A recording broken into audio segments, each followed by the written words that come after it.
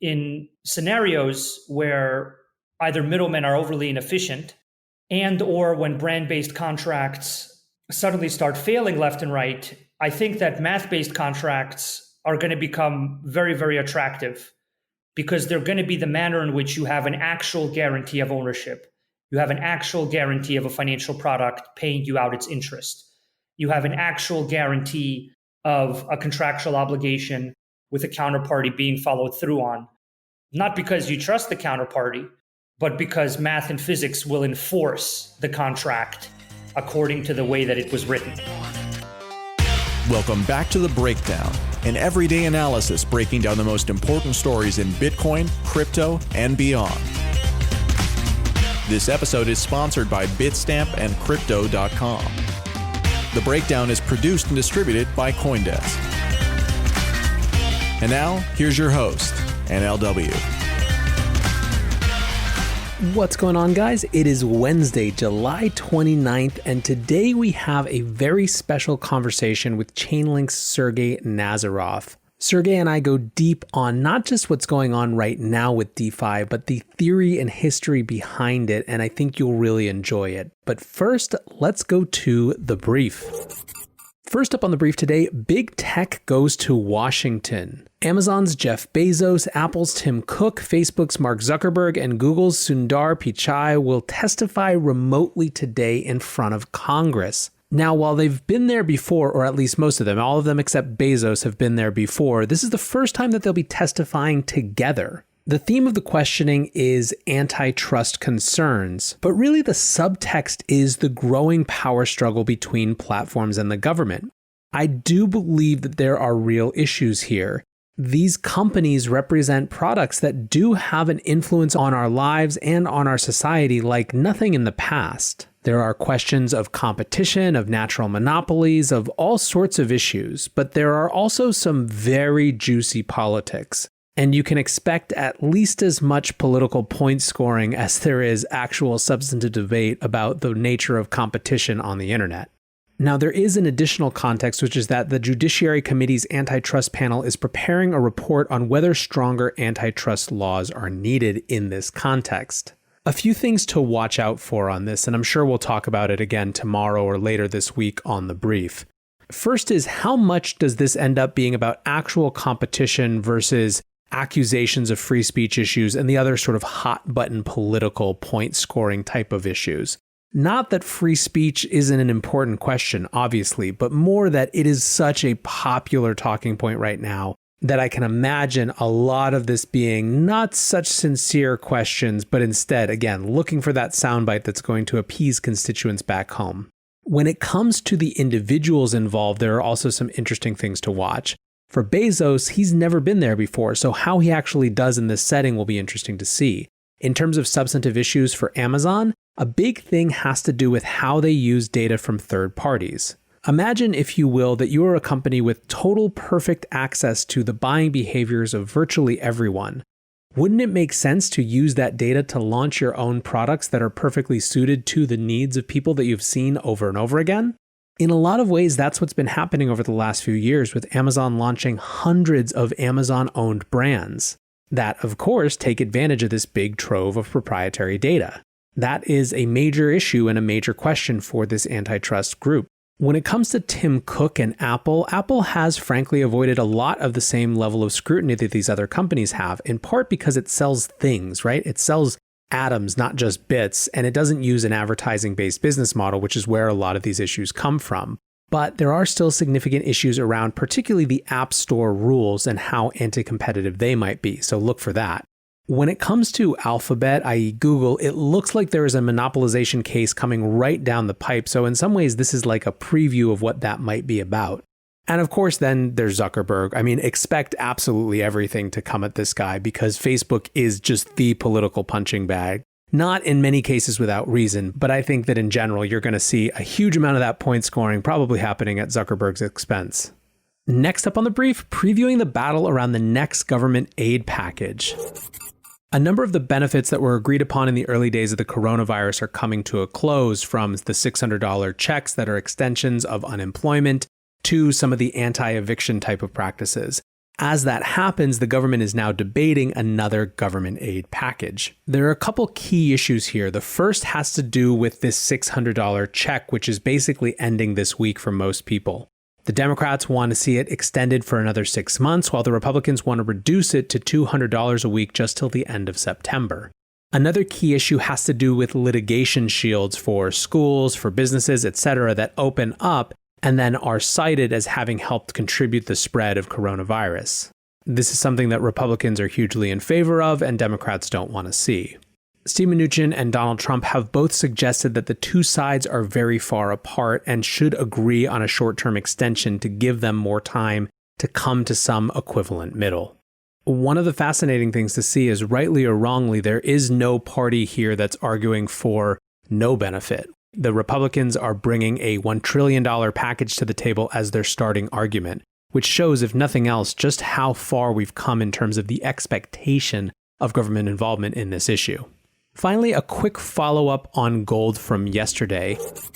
A Bloomberg article today was entitled "Gold's Record Rally Fueled by Unlikely Buyers." And you'll remember that yesterday, as we were interpreting or trying to ask whether this Bitcoin rally was real, part of what we were looking at was gold, and in particular, the way that gold is now appealing to people that aren't just traditional gold bugs. Specifically, there are a lot of folks who, in the context of a negative interest rate world, are saying, can't gold do what treasuries used to do for us with more potential upside? The article references a quote from PIMCO, which said, "Safe government bonds have always played a very important role as a portfolio diversifier and will continue to be. But we have to recognize that their potency is diminishing due to the low absolute level of yields." The article goes on to point out exactly what Dan Tapiero pointed out in the tweet that I quoted yesterday, which is just how little exposure this institutional class has to gold. So this is a quote directly from the article. "Even so, gold ownership among the professional class is viewed to be low. The total value of investor positions in gold futures and exchange-traded funds is equivalent to just 0.6% of the 40 trillion in global funds, according to UBS Group AG strategist Joni Teves. That position could easily double without the allocation looking extreme," she wrote in a note. So you know it's my favorite word, but big Overton window shift here on, really, it's not even so much about gold, and I think that that's why Bitcoin becomes interesting in a part of this conversation, but a shift away from looking at government bonds as that base level safe haven asset, a look for diversification of those safe havens. That's the type of context and recipe that certainly is going to benefit gold as something that's established already in that area, but is likely to, for some percentage of funds, institutional investors, etc., also lead to Bitcoin. And speaking of institutional investors looking at new assets, let's move to our main conversation with Chainlink co-founder Sergey Nazarov. For those of you who are unfamiliar, Chainlink is a project that builds data oracles for decentralized applications. What that means is that Chainlink allows data from the outside world. That could be financial and markets data, such as price feeds from assets like gold or silver. It could be totally different types of data like weather patterns. Anyways, what Chainlink does is it allows oracles that pull in that data to plug into smart contracts and decentralized contract infrastructure. The idea is to build something that they call universally connected smart contracts. In other words, smart contracts that can pull from the real world at will and any data set they need to build that data into their logic. To put it simply, imagine a smart contract that pays out some specific dividend only when gold hits a certain price. Well, you have to have a price feed for that data. This creates a burden where all of a sudden you are trusting that price feed. And so the idea of decentralized oracles, which is what Chainlink is trying to offer, is to apply the same logic of decentralization and confirmation that's what is underpinning the blockchain itself to that oracle layer, to that layer where data from the outside world comes in, to ensure that it is not just requiring a trust of a single entity of that data feed, but sources from multiple data feeds and is validated by a number of different node operators to ensure that that data really is accurate. Now, that's all a mouthful, and this is kind of the point about why I wanted to have this conversation. Over the last few months, we've seen a major growth in the decentralized finance space. We saw total value locked in DeFi applications move from 1 billion to 2 billion over the course of about 5 months, after taking more than a year to get to the first 1 billion. And then to go from 2 billion to 3 billion, it only took 2 weeks. Those sort of numbers, plus the 4-digit percentage growth numbers for certain tokens in the DeFi space, means that more folks from the traditional world, the macro world, etc., have an incentive to start poking around.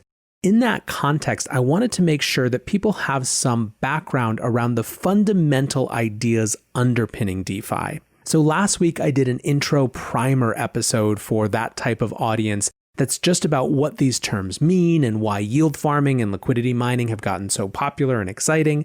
This week is even more theoretical and historical in some way, and Sergey really steps out from his role in Chainlink to give an analysis of the lineage of smart contracts, and more than just smart contracts themselves, the logic underpinning them. In fact, Sergey connects the logic or core property of Bitcoin as removing trust from the equation as a part of this new financial infrastructure layer that's being built.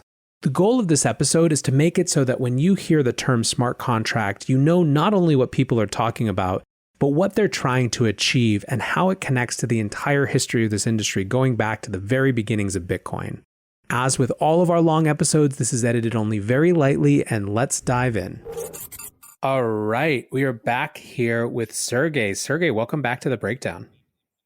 Great. Thank you. Thank you for having me once again. It's always a pleasure to chat with you. Thank you. So I'm really excited for this conversation. Over the last few months, there has been obviously a huge amount of new activity and excitement and interest in the DeFi space. And you and I were talking, and we were talking about how it would be potentially really interesting for folks to actually go kind of high level and even a little historical to provide a frame of reference for all these things that are going into building what is becoming known as decentralized finance. So I'm really excited to have that conversation with you today. But for folks who aren't familiar with Chainlink, I'd love to just have a little bit of history and a little bit of what you do. When did you guys start, and what is your main focus? Yeah, so we've been building smart contracts for over 7 years now. I've been in the blockchain industry for over 9 years now, starting out with mining, back when mining was the only thing you could actually do. You could mine and you could send Bitcoin around, basically. What we do is we make something called an oracle mechanism, or a blockchain abstraction layer. And what that does is it enables blockchains to interact with the real world. So basically, you have blockchains that are these very secure, tamper-proof, highly reliable contract kind of systems. Bitcoin is an example of one type of contract where it's basically about Bitcoin ownership. And then there are other contract types driven by platforms like Ethereum and others. And in those platforms, you have the actual ledger and you have the actual contract code being executed. But what those systems don't have is they don't have an ability to interact with external data. So the same security that provides the unique tamper-proofness of those systems, the unique kind of value of them being ungameable and unchangeable and beyond the control of any of the participants in the system, those same security dynamics make it impossible for them to connect with external data. And external data is what automates many contracts. So what we do is we make a decentralized oracle or a blockchain abstraction layer or a secure blockchain middleware. Those are all kind of a name for the same thing that validates the outside world and makes it reliable enough, and the data about the outside world reliable enough to be used by smart contracts. So what we basically do is we extend what a smart contract can do by extending the validation that underpins its security to the outside world. So we can validate that a market price is a certain price, or we can validate that goods were delivered, and we can validate it to such a high level of accuracy and reliability that validated data can then trigger $1 billion in value. And you need that validation because the smart contracts are so efficient and so reliable because they are validated, because the contract itself is validated by hundreds of different node operators. And in our case, the data is validated by many independent node operators. So it's applying the same model that secures the contract, but to the securing of external data in order to properly trigger the contract, which is kind of the missing piece for smart contracts to grow into more mainstream applications. So we're going to be talking a lot about this concept of smart contracts because it's obviously at the key of, or at the center of the difference between decentralized finance and traditional finance in a lot of ways. But maybe to help create a frame of reference, could you explain what this smart contract really refers to, how it's different? And I guess you have a conceit or a concept kind of that's brand-based contracts versus math-based contracts that was really helpful for me as we were talking before. So maybe we can start there and just explain what makes this particular type of contract different from what people might know and be familiar with. Sure, of course. I think one of the simpler or clearer ways to think about this is what are the actual guarantees that you get in a contract? If you have a contract with a traditional insurance company or a traditional bank or a traditional payments processor, you have what I call a brand-based contract. So basically you have a logo and you have a brand and you feel very good about that brand. You see that brand on a big building somewhere, or that brand has existed for 50 or 100 years, and you sit there and you kind of you have a paper document with them, or that paper document is memorialized in a digital format that you can see on your phone, on your desktop. And the real crux of the agreement is that you have faith in that brand to follow through, right? There's no, the amount of actual guarantees that you have in the contract is very small and relatively weak. And the actual relationship that people have to their insurance company or to their bank or to asset managers or to, any number of other kind of entities that they have contracts with, even if they're digital contracts or tech entities that sit as platforms between them and other parties, those are brand-based. So those are contracts where there's some kind of central party, a bank or a technology platform or an insurance company, and they can really realistically do whatever they want. They cannot honor your contract. They could not send you what you're due. They could, like you see in certain countries out there, the ATMs get locked up and people can only withdraw a certain amount of money per day, 66 euros in Greece a few years ago. Now with other parts of the world, certain limitations like that. And people are always shocked to see that. But the reality is, if you actually look at the contracts you have, they are based on a game theoretic assumption about the good behavior or the solvency or the proper behavior of this brand. And that might be an okay assumption when things are going very well and the brands need to fight for market share and they're willing to make 50 promises and things like that. Math-based contracts, on the other hand, are not based on a promise for somebody.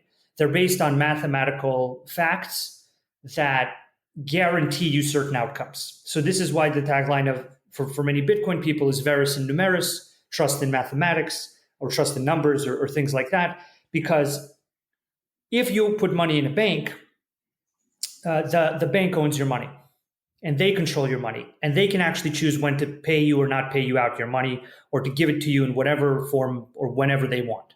In theory, they can do that. With Bitcoin, there's no such situation. You have something called a private key. It depends on cryptography and mathematics. You sign something with your private key and you send it through the internet into the Bitcoin network, and it will execute a transfer of the value controlled by that private key. Now, I'm not saying what a Bitcoin is worth. I'm not kind of discussing the Bitcoin is worth this or the Bitcoin is worth that.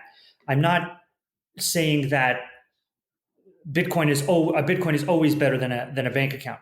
I'm saying that there's a fundamentally different type of relationship that people can have with digital contracts.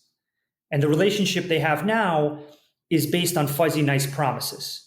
And those fuzzy, nice promises, which are encapsulated in kind of a brand, if you find yourself in a world where, let's say, the financial markets don't do well, let's say certain assumptions about the solvency of certain brands come into question, like they did for Wirecard and others, you start to see an erosion in people's faith in brand-based contracts. Because the reason you have faith in them is because they don't fail, right?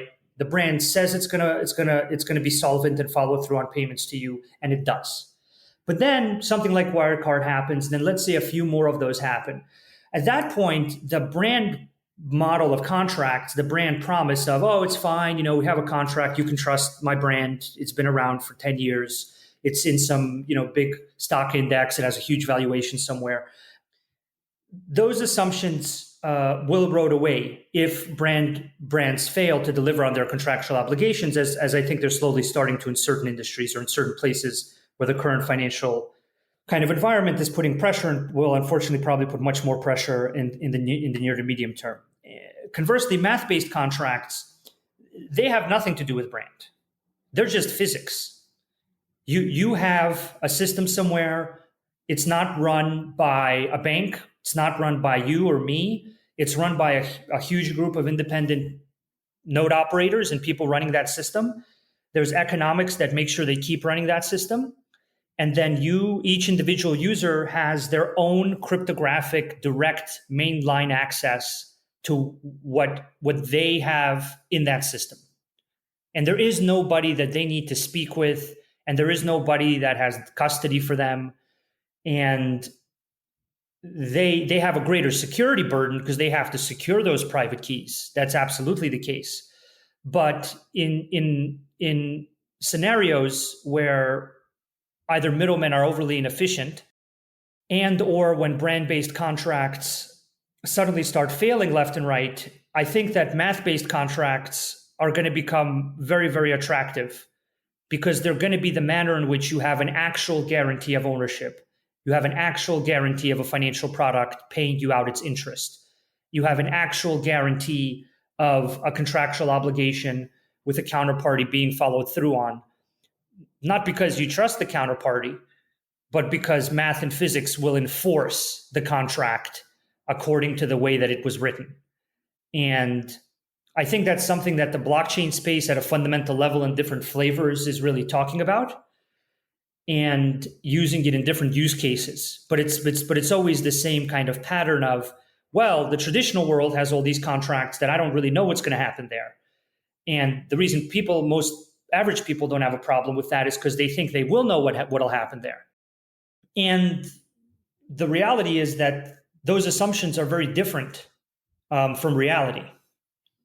And it kind of depends on how quickly that reality, that starkness comes into relief for people, into their kind of eye line.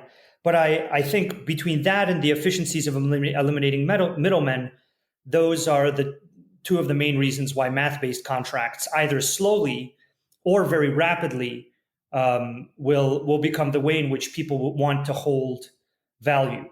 If you even look at those examples where the ATMs got locked up in countries like Greece and others, you see a 300% rise in Bitcoin address generation for those IPs and those geographies, because people basically realized that their brand-based contracts have completely screwed them over. And then not only do you see that, but you see the neighboring countries that are also under threat of having some kind of banking crisis or solvency issues. You see the wallet generation numbers in those neighboring geographies also go up 300, 600, 700%. Because people kind of click on and they go, oh, wow, it turns out that can happen. And then almost overnight, the adoption of systems that are math-based, guaranteed systems of contract execution become adopted. So I think that it's very possible that we'll see that happen rapidly in the current economic environment and the way some of the underlying assumptions there seem to be playing out, or it'll happen slowly because of the benefits from eliminating middlemen. But math-based contracts are definitely what our whole space is about. Blockchains and smart contracts, they're giving you this math-based guarantee. So I really like the way that you've connected the reorganization of the world that underpins smart contracts to the reorganization and reimagining of the world that underpin Bitcoin, right? A removal of trust as a prerequisite in order to transact. I guess my question is now, maybe let's take this to the historical context. What is the history of these math-based contracts, of smart contracts? Where where does Bitcoin fit into that? And how did we get to the environment that these are being built in now, which is obviously very different from perhaps where some of these ideas started? I think Bitcoin deserves a huge amount of credit for basically beginning our entire industry and this entire category of truly decentralized computation. And I think it's extremely difficult to say what a Bitcoin is worth. So I'm not going to be talking about that. I think the more interesting question is how to properly view what Bitcoin initially achieved. And what it initially achieved was complete control over an asset by a user without a middleman or an institution, and also beyond the reach of some government or system that might seek to manipulate that asset to its benefit. And then that evolved into digital gold and this companion to gold holdings, that the gold holdings are physical and Bitcoin is digital. And fine, that's a very interesting evolution. I think what Bitcoin had as far as more advanced smart contract functionality was basically multi-signature. And that's the functionality that people were playing around with. Initially, I got into the space by mining initially Bitcoin and then other coins around 2011. And then you really had only multi-signature. So multi-signature is actually, fascinatingly enough, multi-signature is something you can't even get at most banks or really any banks these days, where you firmly have to have both signatures. So even now, when you go to most banks, they will only have, for legal liability reasons, a setup where you only need one of the signers to sign to do something. They won't actually, in many of them, they won't act as a more advanced escrow agent to force both people to have to sign. And so even in that initial functionality, it seems to beat out the banking sector in providing true multi-signature capabilities. From there, what you really saw was you saw people building the first smart contracts as a way for their protocol to function. So you had people build smart contracts that were written into the blockchain's code, and how the blockchain itself that the contract ran on actually operated. So you didn't actually have a contract running on a blockchain. You had a blockchain that had code to run contracts as part of its normal daily operations, which was a really long and convoluted process because you had to change how a blockchain worked in order to make a smart contract. And these kind of protocol contracts were very difficult to do. It took months to make, over a year in many cases, to get into the actual protocol. And so there wasn't a lot of activity, and there weren't a lot of things being generated in the years when that was the way to make smart contracts. Then you had the appearance of scriptable smart contracts, and I think Ethereum deserves a lot of credit for this. And the scriptable smart contracts really allowed us to arrive at a place where you could write a smart contract in a number of days or a week and get it live. So it was orders of magnitude improvement in terms of the speed at which you could actually generate a smart contract. Now, the categories in which you could generate the smart contracts was relatively small. It was basically the generation of a token and voting using private keys, or voting by the attribution of tokens to certain things, right?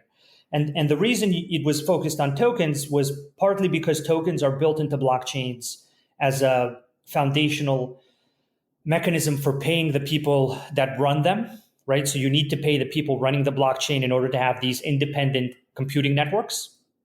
And the tokens are used to pay those participants for their independent participation in that independent computing infrastructure. But also a token doesn't require external data. So a token contract generates all of its own data. It basically says, I've generated 1 million tokens. I'm going to send them around to people. I'm going to keep track of who has how many of those 1 million tokens, but it doesn't really need external data. So the token contract generates its own data, moves the data around within a blockchain, and the ability to generate these token contracts in a matter of days or a week basically jump-started the space from being about mining and multi-signature to the token ICO boom of 2017 and 18, right? So that token and ICO boom happened because people were now able to build token contracts, not in 6-month increments or 1-year increments, but in daily or weekly increments. And so people did. People generated a lot of tokens. There was a huge boom in them. They allowed a lot of value to flow into the space, a lot of value to get locked into the blockchain infrastructure that we use today. And that's kind of where the space was after the token boom for a little while.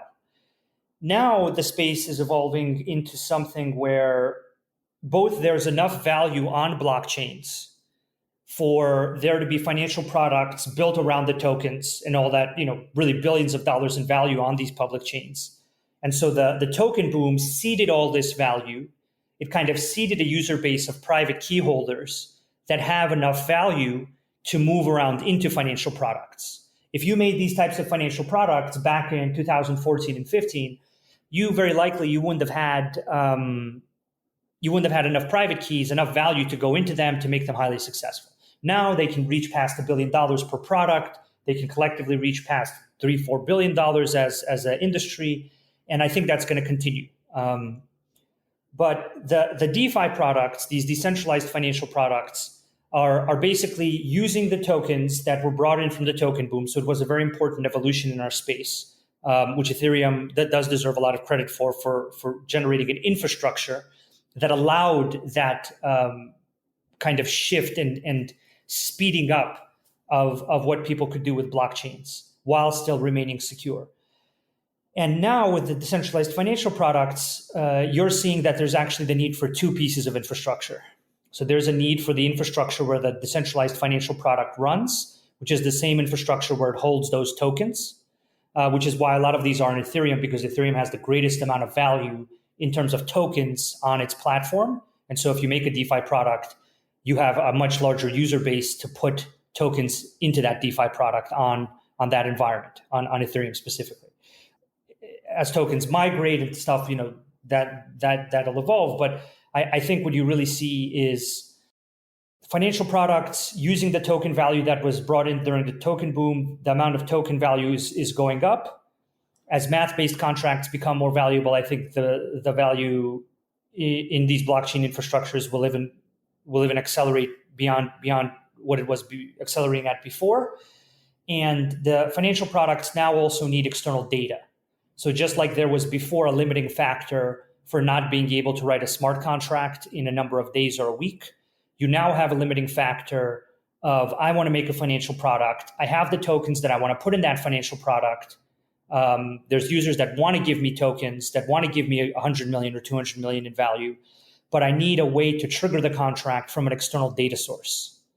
And because the smart contract, despite being called a smart contract, can't actually reach out and talk to an API, you need a second piece of infrastructure called an oracle, decentralized oracle network, or a blockchain abstraction layer to sit between the highly secure, highly reliable, highly tamper-proof blockchain smart contract and the much less reliable, easier to game, insecure, off-chain world of data, and to almost act as a blood-brain barrier to validate and make sure that only what's actually going out in the real world triggers the highly reliable contracts in these infrastructures. And that's what people really call decentralized finance, is that every part of the smart contract and the financial product is decentralized, going on from the core place where the contract runs to the oracle mechanism, to the place where it validates the external data, and even in many cases on to the data sources to have multiple data sources. So you're trying to create a truly decentralized financial product that in its inputs, its core operation, and in its outputs operates in a decentralized way. When we use this word decentralized, what are the constituent parts that are important? For example, a lot of what makes decentralized finance so appealing to people who even don't care about any of this is the permissionless nature of it. When you use the term decentralized, what does it convey, or what's the set of things it conveys? It basically means that you have independent node operators running full replicas of a computational environment and validating the same outcome to a very high degree of assurance. So and using various puzzles and cryptographic proof to, well, not always puzzles, but using various measures of cryptographic proof to make sure that what is happening is what is supposed to happen according to the terms of the contract. So I think there's two dynamics about what you mentioned. The first one is the actual decentralized infrastructure and decentralized computation guarantees as far as tamper-proofness and security. And I think the second one is permissionless, and they're both important. So the dynamic around decentralization is really that none of the parties in the contract can manipulate its outcome. And in order to guarantee that, you need the contract to operate in a system that's technically beyond their control. So this is a good example of this is Bitcoin. Bitcoin claims and is outside the control of its participants. I can't control Bitcoin even if I'm a government somewhere.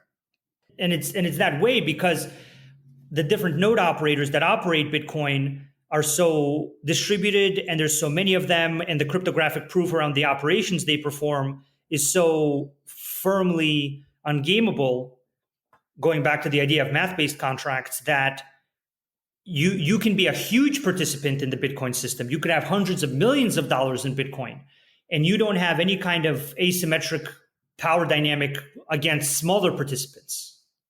And this is the kind of big innovation, is that everybody participates in the system equally. And the system meets these requirements of reliability in a way that many bank and institutional finance systems don't. And those bank and institutional finance systems, they're not permissionless, partly for something related to deregulation sometimes, partly because it's not in their interest to provide themselves as a platform to too many people that would compete with them. And what you generally actually see when you look at blockchains versus either banks or even technology companies that seek to act as platforms is you see something in a blockchain which has different goals. The blockchain basically has the goal of becoming a public good that is beyond the control of any of its participants. It's not meant to enrich any of the participants. It's not even meant to enrich some singular technology company. It's meant to generate a globally shared, publicly accessible infrastructure.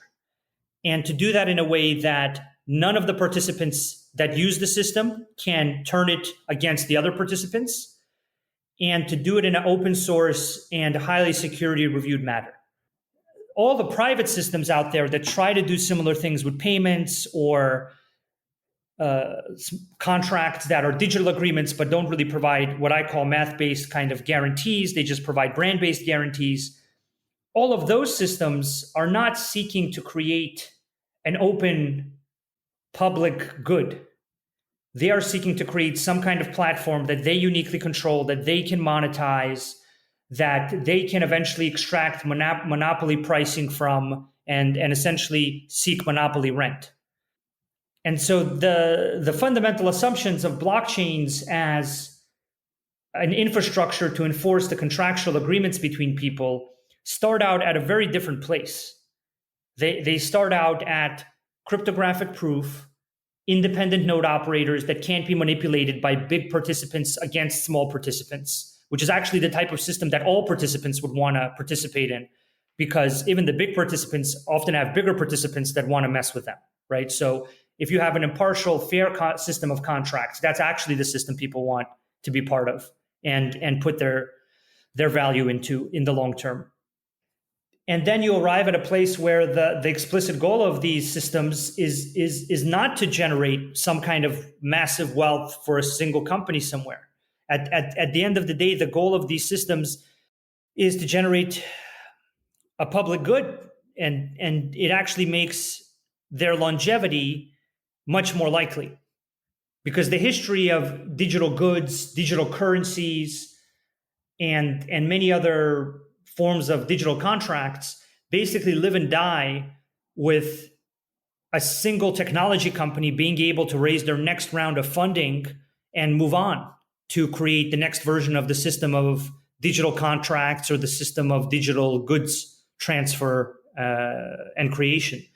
But just like Linux is now a global standard, that is maintained and used by people to run their servers and to run the majority of the world's servers, it makes perfect sense that this extremely important technical resource that underpins how we all agree with each other in the predominant format of digital contracts, of digital agreement, would also take that path. Because even the systems that have existed for some amount of time and have successfully generated digital agreements, they end up becoming member-owned. If you look at SWIFT, if you look at DTCC, if you look at a lot of the central clearing depositories of the world that actually manage a lot of these transactional volumes and manage the relationship that high-value contracts embody between institutions, a lot of these things end up becoming member-owned.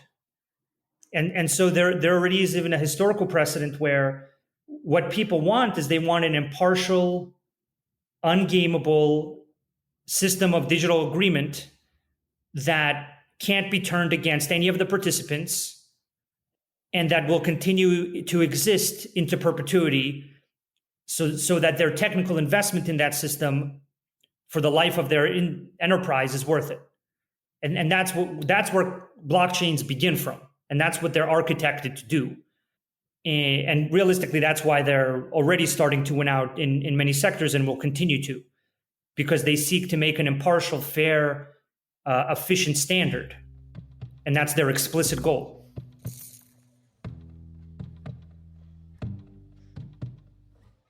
Bitstamp is the original global cryptocurrency exchange. Since 2011, Bitstamp has been the preferred exchange for serious traders and investors. Trusted by over 4 million customers, including top financial institutions. Bitstamp is built on professional-grade trading technology. Their platform is powered by a NASDAQ matching engine, and their APIs are recognized as the best in the industry. Download the Bitstamp app from the App Store or Google Play, or visit bitstamp.net/pro to learn more and start trading today. That's bitstamp.net/pro. What's going on, guys? I'm excited to share that one of this month's breakdown sponsors is Crypto.com. Crypto.com offers one of the most cost-efficient ways to purchase crypto out there, as they've just waived the 3.5% credit card fee for all crypto purchases. What's more, with Crypto.com's MCO Visa card, you can get up to 10% back on things like food and grocery shopping. When you buy gift cards with the Crypto.com app, you can get up to 20% back. Download the Crypto.com app today and enjoy these offers until the end of September. Part of what I've heard a lot in this conversation is the way that evolutions or changes in infrastructure create new opportunities. That when new infrastructure comes online, it creates a level up moments, right? And so it was interesting to hear you actually defined the introduction of token creation via Ethereum as an infrastructure moment, right? Most of us just associate it with kind of the rabid market mania that coincided with it. But I think it's interesting to also look at it in this context of infrastructure. I guess what are the other key pieces of infrastructure alongside tokens, alongside oracles, as you've mentioned a little bit, that are either have come online or are coming online now that are enabling new types of DeFi applications? Yeah, I think that's right, Nathan. I think what you really see in our space, and even in the historical context of the internet, is that once you have certain infrastructure capabilities, once people have the capability of creating an e-commerce website or an email system that can send encrypted messages, that's when those systems become popular. And it's not a coincidence, right? The internet was something where people sent around unencrypted information. And there was a period where everybody would look on the internet and say, oh, interesting, I can send an unencrypted piece of information, who cares? Then you had the appearance of privacy through SSL, HTTPS, the encryption of data across the larger internet. And amazingly, guess what that leads to? It leads to encrypting credit card numbers and e-commerce, right? And encrypting email messages and the appearance of email clients. And then you see the appearance of greater and greater infrastructure improvements that correlate exactly with new usership, new applications that become available, right? Before people had mobile phones in their hand and they had a GPS capability in the phone, they wouldn't have had any kind of ride-sharing app, right? As maybe even the simplest example. So I think understanding the evolution of a space really begins at understanding how the infrastructure is evolving. And it doesn't make sense to look at the space in the context of what is the space about today and what is the size of the space today. It only really makes sense to look at it in the context of if all the promises of the industry or of a certain space were delivered on, how much of the larger global market would be powered by that infrastructure, right? So if you talk to people about how much of retail e-commerce would have been powered by the internet 20 years ago, many experts would have been way off. If you talk to people about the amount of information that would have been transferred over the internet 30 years ago, many people would have still been way off, right? And the real question is how is the infrastructure evolving today? But it's also what is the infrastructure evolving towards? And at each incremental improvement in infrastructure, what are the new use cases that get unlocked to define what the internet is about, or what mobile phones are about, or what blockchains are used for? And I think it's exactly right that the tokenization boom that Ethereum unlocked basically redefined how people view our industry. Before that, you would go and you would speak with people and they would talk to you about Bitcoin in the context of some weird payment mechanism or dark markets or some weird thing that was on the news. After Ethereum and the token boom, you basically had people talking about the entire space as something related to ownership and tokens. And now what you're seeing the appearance of a new piece of infrastructure called an oracle, or a decentralized oracle network, or a blockchain abstraction layer, or whatever kind of terminology we want to use depending on the group that we're coming from. You're seeing that the ability for people to generate these math-based guarantees and these smart contracts against external events, against market price changes, against the delivery of goods, against rainfall insurance for farmers, against any number of other use cases, is now starting to hit an inflection point of once again redefining what our industry is about. So what I'm seeing and what we're a part of driving forward is turning our industry into something that's 10 times bigger because it was suddenly able to encompass 10 times more use cases. And those new use cases right now are being called DeFi, right? Which is really the initial versions of pretty straightforward financial products, such as lending and derivatives and a lot of other financial products that are out there in the traditional financial markets, but are made in a superior way on a blockchain infrastructure and then made available to all these token holders who were seeded from that previous token boom, right? So what you basically have right now is just like in the internet, where you had an evolution from unencrypted email to encrypted email to more advanced systems that can send images, to better browsers, to better broadband. You're now seeing an evolution from I could only do Bitcoin multisig, then I had to take a year to write a smart contract. Now it takes me a week to write a smart contract, and now I can write that smart contract about all the things out in the world with the help of an oracle. So the evolution we're seeing now is that these financial products are being generated in lockstep with the quality and the amount of data that decentralized oracle mechanisms like Chainlink are able to make available to them.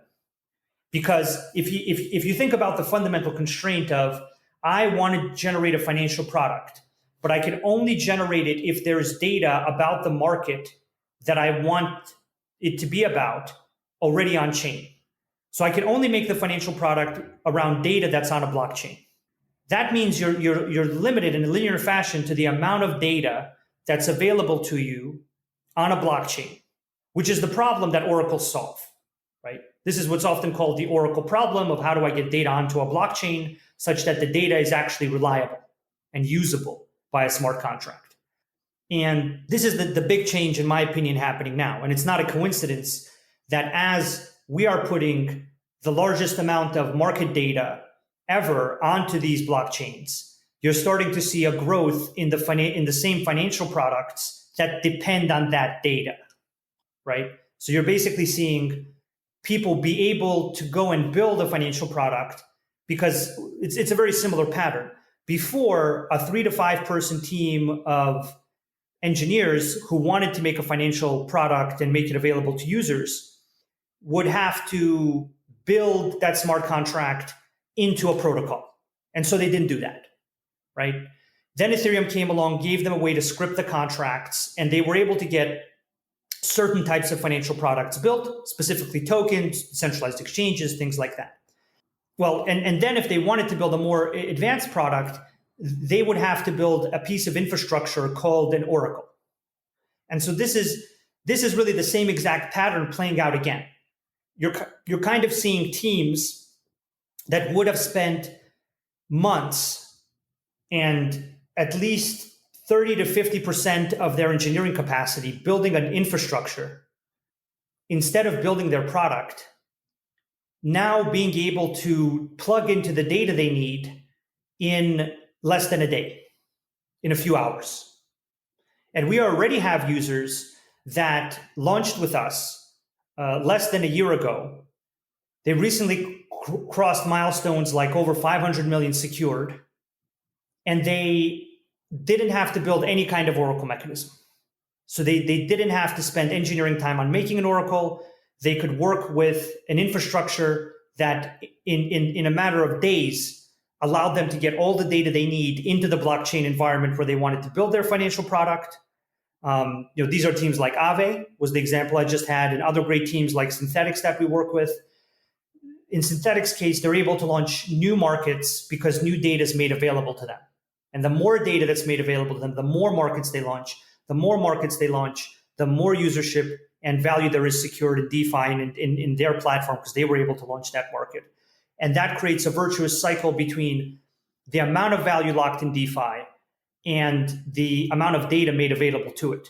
Because the more successful DeFi becomes, the faster we can get better quality data to it because there's more of a market for that data.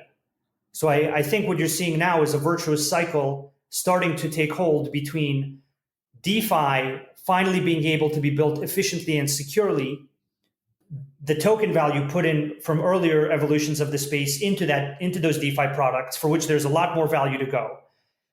And then you're also seeing a number of centralized web services or companies that want to be more decentralized, seeing a way to use this infrastructure such as oracles to do that for themselves. And then you're also seeing enterprises need a blockchain abstraction layer to interact with all the blockchains that are out there. And then those are kind of the really the three categories where I think a highly reliable oracle mechanism is gonna like ours is gonna excel, is serving the DeFi community, helping more traditional or web-based systems that want greater decentralization guarantees to provide those guarantees efficiently, and for enterprises to be able to access all the different blockchains they want to access through a single abstraction layer.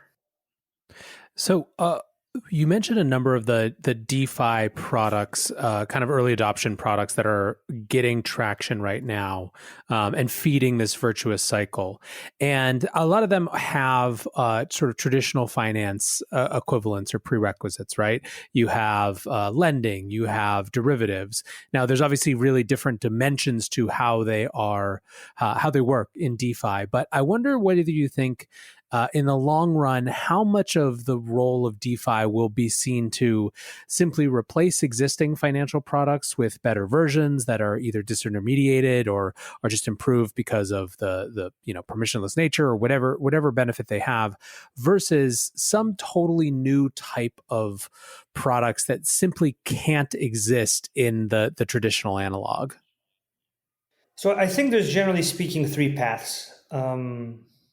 The first and slowest path is that these financial products generally provide a superior relationship to the actual underlying contract. And you'll see successful crypto-first kind of blockchain teams building better and better financial products and getting those in the hands of users through traditional channels or the traditional means of building an application.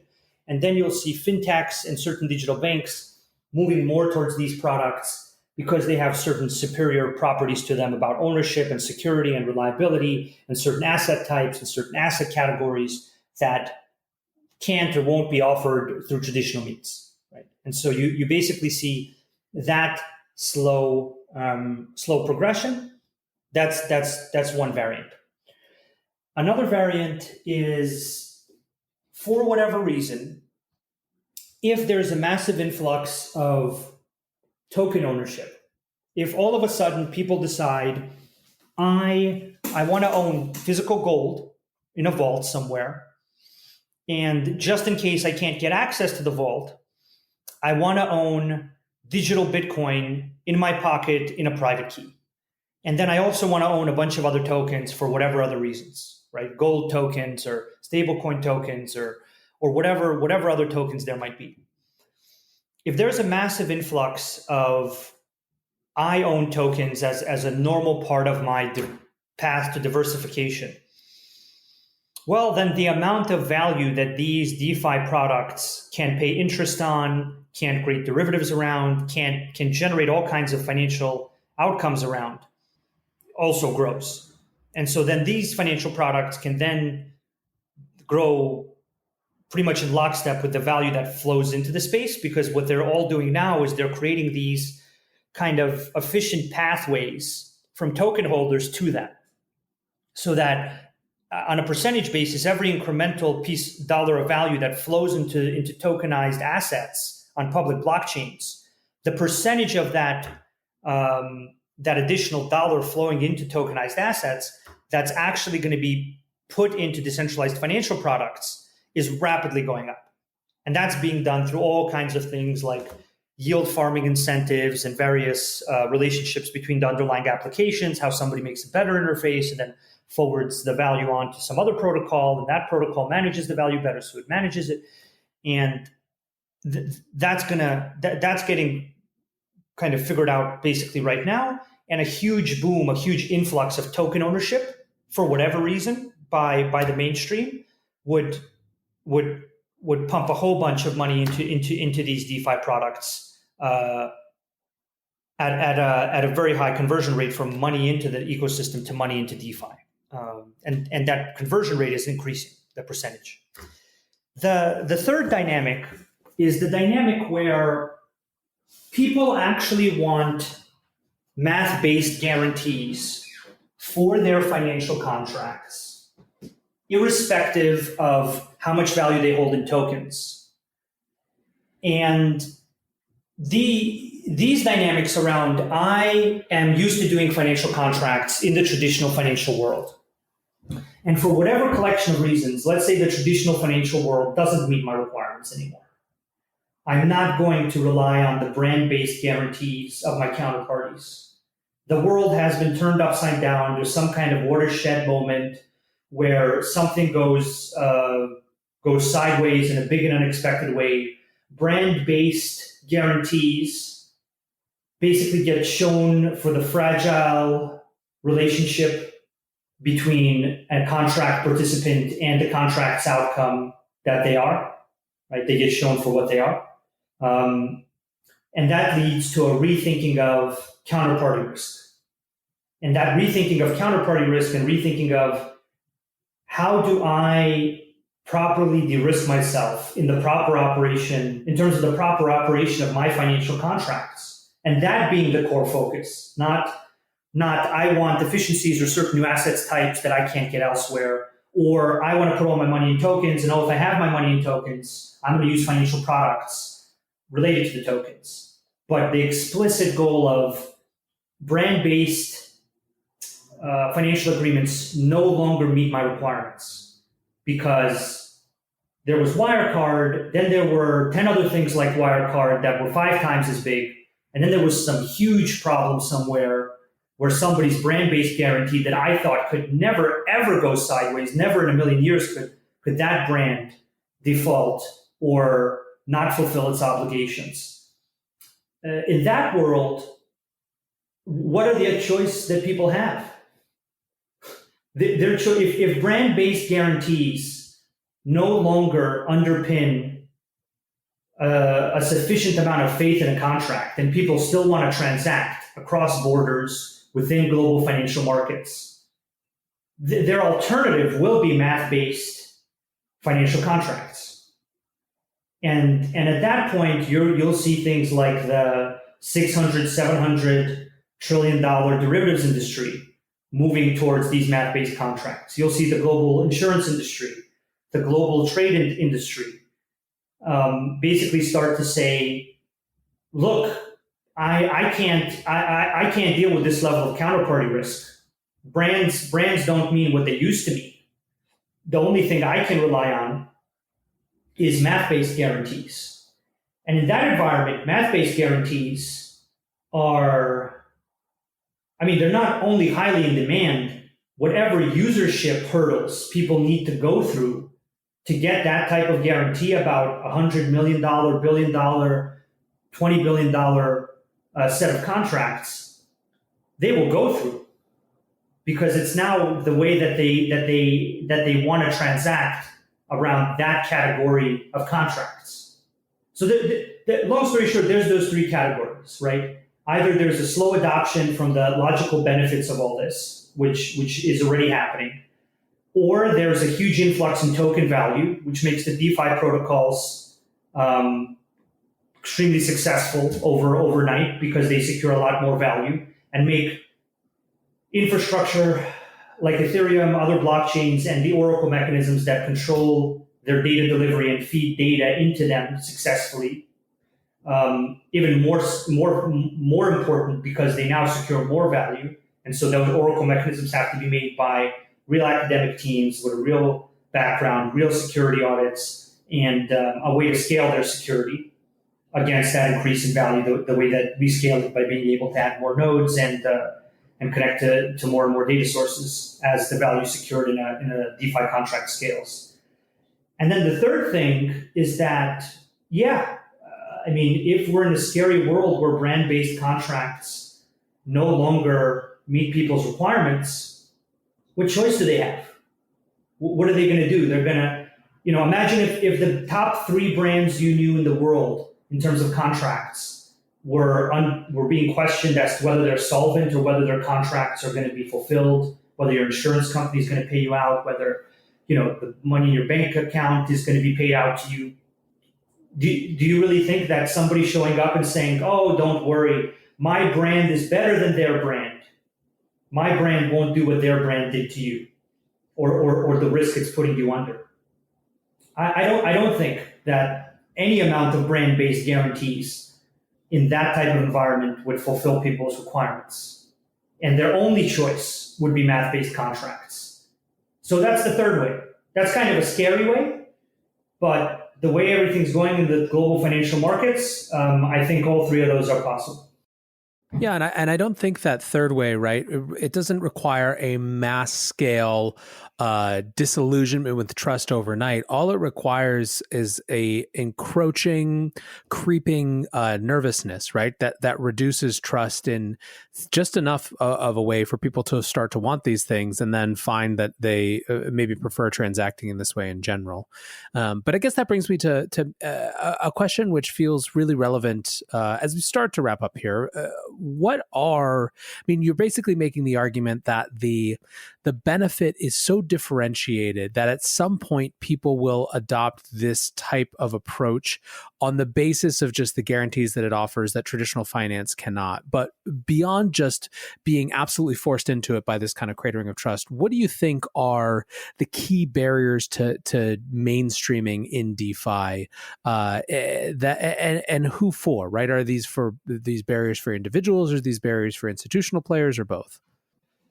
Yeah, so I think you're really talking about that first variant, right? The first variant is the gradual adoption of these contracts and this infrastructure in an environment where people don't suddenly want a ton of their value in tokens, in the token economy or the blockchain token world.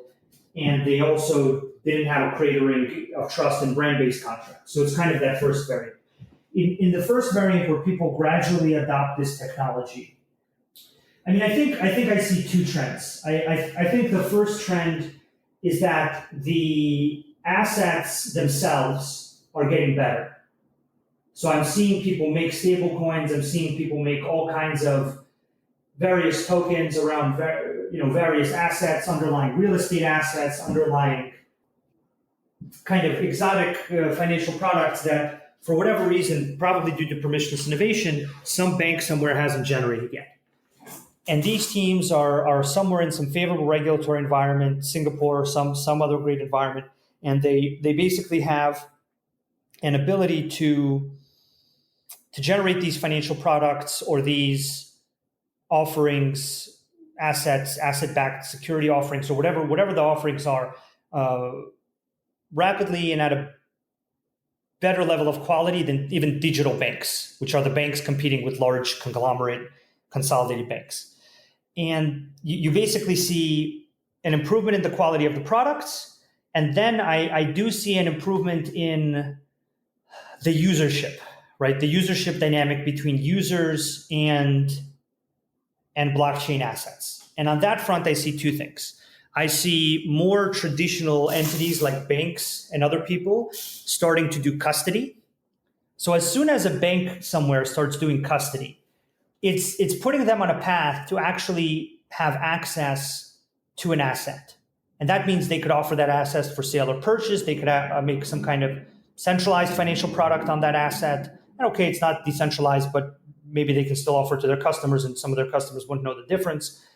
And you basically see certain banks and more of them going into custody operations.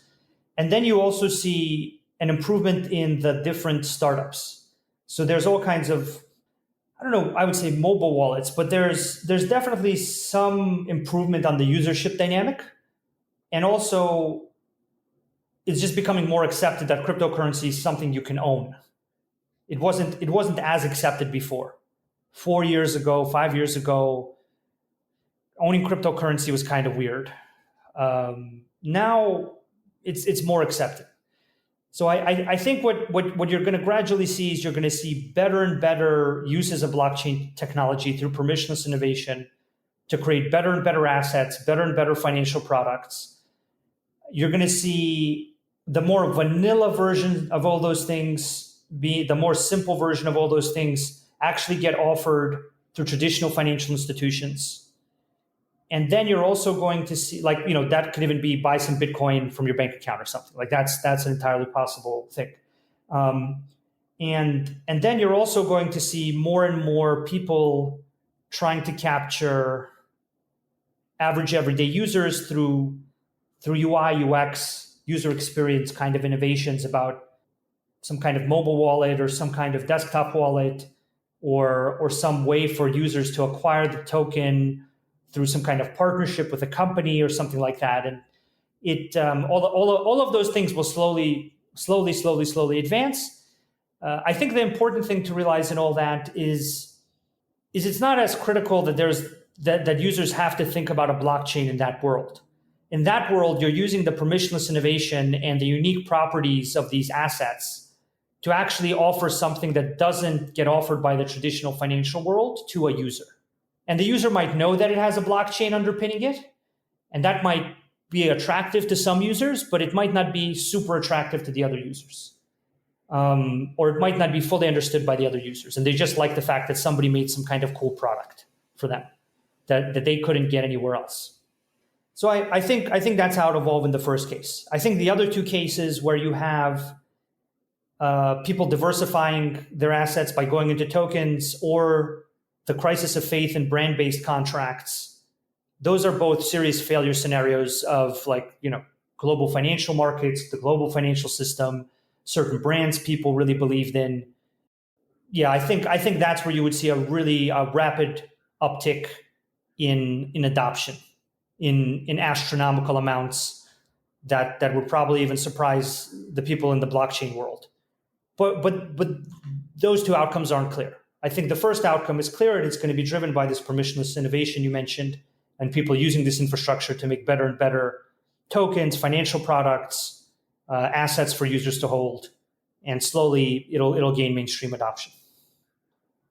I know that the context is totally different, but if you had to use the internet analogy to describe how far along we are in the process of DeFi, where are we in internet terms, or internet history terms, I guess?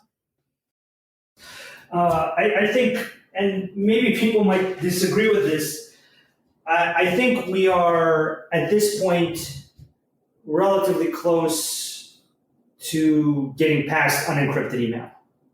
So I think we're at a place where we don't have inherent privacy built into these financial products. We have an ability to connect certain systems together.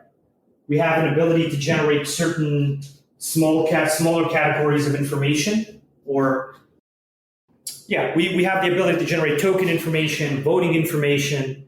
So we have a few key categories where we can generate information. We're just now, with the help of oracles like Chainlink, getting to a place where we can connect successfully to systems. And then I think the next big frontier, which oracles also have a hand in helping with, is privacy.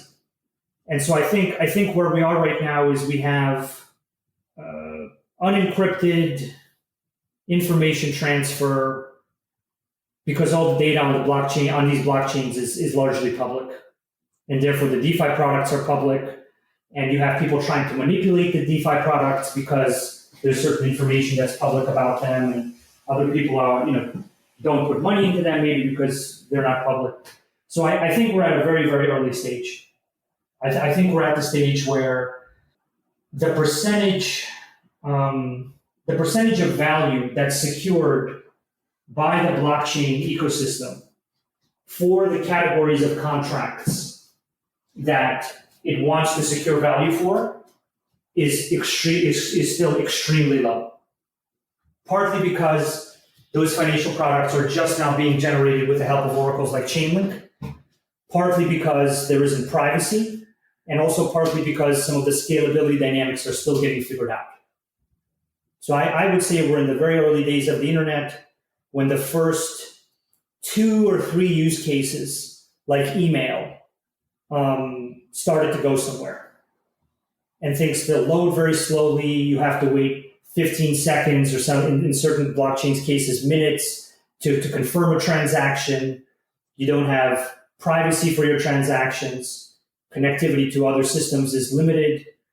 The amount of actual transactions that can happen on many public blockchains is still being refined and improved upon. I think it's very early. I'm thrilled to have kind of worked on it for 7 years, and I'm thrilled to work on it on 7 more years, for 7 more years, and 7 years after that, and kind of see where the whole space goes. But if I look at the properties that a full-fledged kind of network for exchanging information like the internet has, and where we are, and the types of value we want to secure, I think that we're still very early. But the thing that I'm very, very hopeful and I'm very excited about on a daily basis now is the rate at which things are accelerating. So the rate at which you are seeing people build new financial products because they don't need to make an oracle mechanism, or they don't need to make a smart contract platform, or make their own blockchain. You find they are now starting to have an infrastructure where a 3 to 5 person team can come in and, in the matter of a few weeks or a month, put together a financial product that has a large enough user base in terms of token holders to make them successful, to get them 50 million, 100 million in value secured into their financial product, and to get their next stage of VC funding, to be considered a success, and to continue to iterate on that product, right? And then to grow it from 50 to 100 to 200 to 300 million in value. And that's not something I've seen in the space until relatively recently. So I think the rate of acceleration is very, very impressive.